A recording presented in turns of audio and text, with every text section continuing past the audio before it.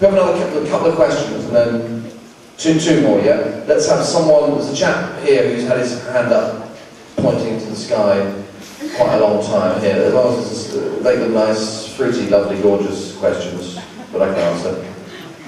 In one of his two autobiographies, Rob makes a big deal of how he was the only cast member invited to view the American show, and how he was pampered and cosseted and everything. You've been in Tomb Raider, big budget movie. Danny's been in Blade 2, big budget movie.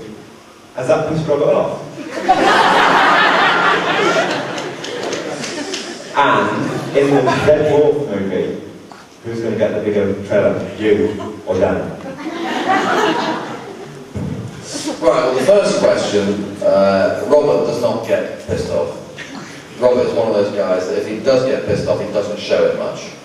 And I think if you've been as prolific a writer and general performer, whatever, as he has over the last few years, I don't think he's desperately worried about that. He's got such a kind heart, you know, I mean this. Yeah, I'm not the chairman of his fan club or anything, but I know Robert, I've known him for many years now, and he's such a good egg that I don't think he worries at all about that.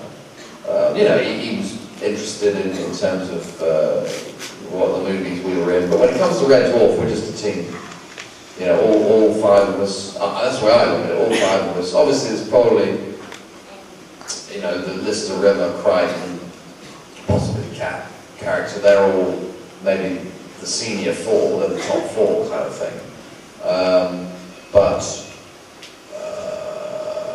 And I think when hopefully the movie goes ahead, you know, no one's going to be looking at trailer sizes and, you know, rooms and, oh, your tap works, mine doesn't, sort of thing. There'll be none of that, you know. One big trailer, huh? One big trailer. Which, you know, that's what happens. We just go into the makeup room usually and sit there and annoy the makeup staff, you know. So, well, hopefully not annoy them all the time, but, you know. So yeah, we all gravitate to one room. You know, we've been around a lot on this show for too long to sort of worry about that. Believe me. Right, what was the part two? Your question was part two, didn't you? I forgot what it was. No, that was it. Was that it? Yeah, big trailer. Good. Okay, let's. And the last question. I'm sorry. A girl. We just had a boy. Do we have a girl to answer? Yes, it's a girl in the stripy shirt.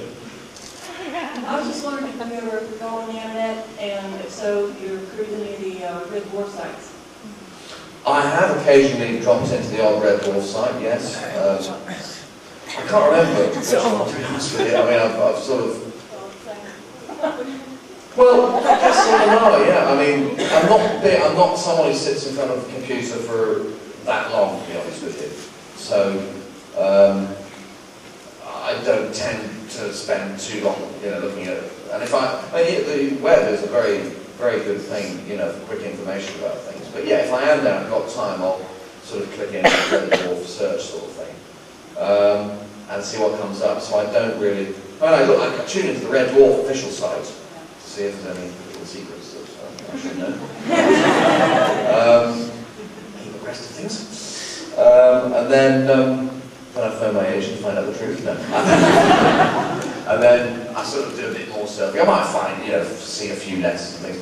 Some of them, I have to say, the ones I've dropped into have been quite surprising. And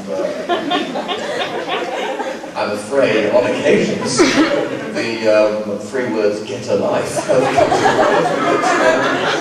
mind. But you know, I mean, it's. And then I thought, hang on, no, I mean, enthusiasm for something is brilliant, you know. But sometimes it can go a little bit, you know, maybe. But Tomb Raider is the same, you know. Tomb Raider, I did a little scorpion thing with Tomb Raider the other week, and some of those journalists, I couldn't quite believe, you know, they were obsessive is the mild condition of what they have, you know. So, you know, I can fully understand that. Probably my hobby is, as I've hinted, is old motor cars, and I've become incredibly obsessive and get-a-lifey about, you know, part numbers and all that sort of stuff. You know? So I can well understand people, you know, getting under the skin of, you know, Red Dwarf. And on that bombshell, give it up for Mr. Chris Barry!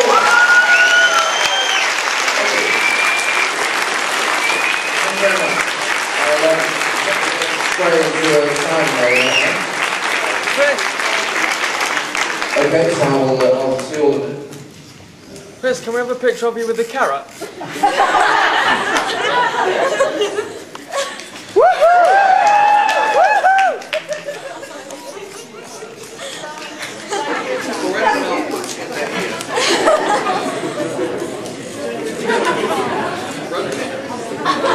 Chris, has anyone actually explained to you the significance?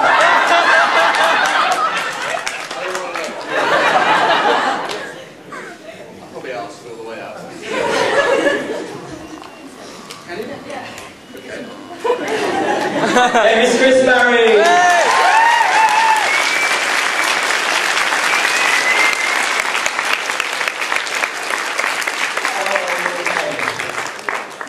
Coming up, we've got a few really exciting things. We've got the autograph session going on. You're all going to need your autograph ticket for that, which is in your registration pack. There might be one or two of you who haven't yet registered.